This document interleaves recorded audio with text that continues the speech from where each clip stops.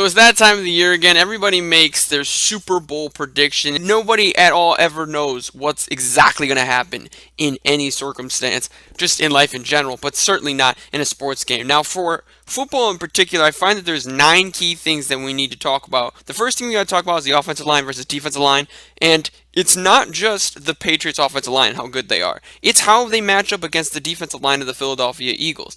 The Patriots' offensive line is probably going to have a little bit of an easier time against Philadelphia's defense than they did against Jacksonville. I mean, Jacksonville Jaguars, they were known for how good they were at getting to the quarterback. So it might be a little bit easier of a week for them, but it could also be harder. And the rest of the matchups are obviously the flip of that, the offensive line of the Eagles versus the defensive line of the Patriots, the running game of the Philadelphia Eagles versus the linebacking core of the New England Patriots, and then vice versa as well. And then the secondary of both teams versus the receiving core of both teams. The quarterbacks, since they are kind of their own little thing and they do touch the ball on every single play, and sometimes they even call the plays, they're going to be their own matchup, as are the coaches and special teams. And if you were counting, that's 9 things that we need to talk about. I thought that the offensive line of the New England Patriots didn't do a terrible job, especially in the second half, of slowing down Jacksonville. And while Case Keenum seemed to have a little bit of a problem against the pass rush of the Philadelphia Eagles, that's because it's Case Keenum. Tom Brady's pocket presence might actually be the best thing about him. So because of Tom Brady's pocket presence, along with the actual skill of the offensive linemen of the New England Patriots, I have to give the edge to the New England Patriots. And then we flip the side of the ball to go to the Patriots front four. Now, there's something interesting that needs to be mentioned is James Harrison plays for the New England Patriots. Now, big players make big plays in big moments, and there's nothing bigger than the Super Bowl. I mean, James Harrison had probably the longest run of any defensive lineman in NFL history, at least in the Super Bowl, with that 93-yard almost touchdown against Arizona. It might actually have been a touchdown. It's been a very long time, though. But James Harrison on the front four for the New England Patriots. I'm not sure if that's quite enough for the Philadelphia Eagles offensive line, who did a pretty good job against a really good front four in Minnesota. So I'm going to give the edge to Philadelphia's offensive line. The linebacking core for the New England Patriots is going to have a really tall task.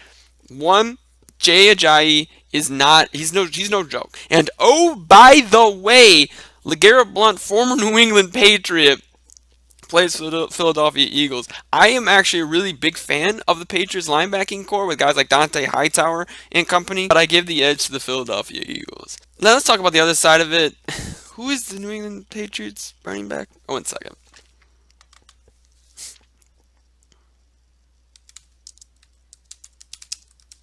John Lewis, James White, Rec Buckhead. Burkhead? Okay, it's obvious. If the Eagles win during this process, which are already up 3-1, and in case you don't know, you only need 5 to get a victory. If the Eagles win during this process, I am going to pick the Eagles. The Philadelphia Eagles receiving core, Jason Avant, guys like that. But you got to remember who's throwing it to him. It's not Carson Wentz, it's Nick Foles. And the secondary of the New England Patriots is actually really strong. The guys like Malcolm Butler we will probably be matched up against Jason Avant the entire time because that is the kind of cornerback that he is. But even if he's not, I still give the edge to the New England Patriots secondary. Now let's talk about the Philadelphia Eagles secondary. They got a tall task. Rob Gronkowski cleared concussion protocol, so he will be playing.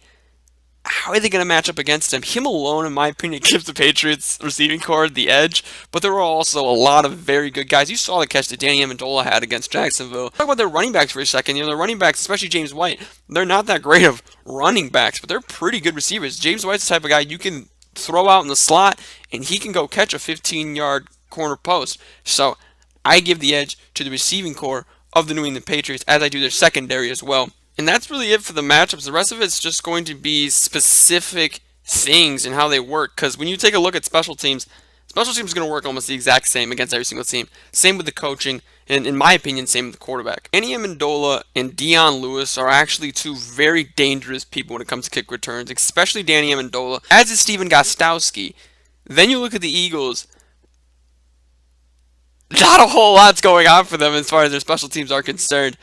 And so I do give this edge because of how good Gostkowski is and how good Danny Amendola is. I give this edge to the New England Patriots. Now, before I get to the final 2 points, Doug Peterson has done a phenomenal job as head coach of the Philadelphia Eagles this year. They are 13-3. They have played amazing football all year long, and I don't think a lot of people predicted that at the start of the year. That being said, We're talking about the greatest two probably to ever do it of all time, as far as Bill Belichick is with coaching and Tom Brady is with quarterbacking. How many times have we really said, man, Bill Belichick just got out coached? And Tom Brady, 6th-round draft pick. I feel like everybody knows the story. Even those who don't even follow football closely know Tom Brady's story. And like I said, not just the pocket presence. The man's got a huge arm. The man's got insane accuracy, even from even 30 yards and deeper. It's so hard to throw an accurate deep ball, but Tom Brady can do it maybe better than the rest of them. He's got a lot of confidence coming into this game.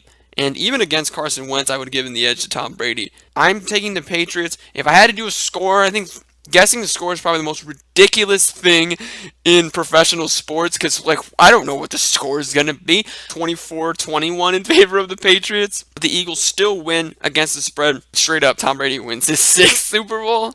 That's ridiculous. Hey guys, I hope you enjoyed that episode. Let me know by clicking the like button down below. Make sure you subscribe for even more of the Connor Pena Sports Show, but most importantly of all, have a great day.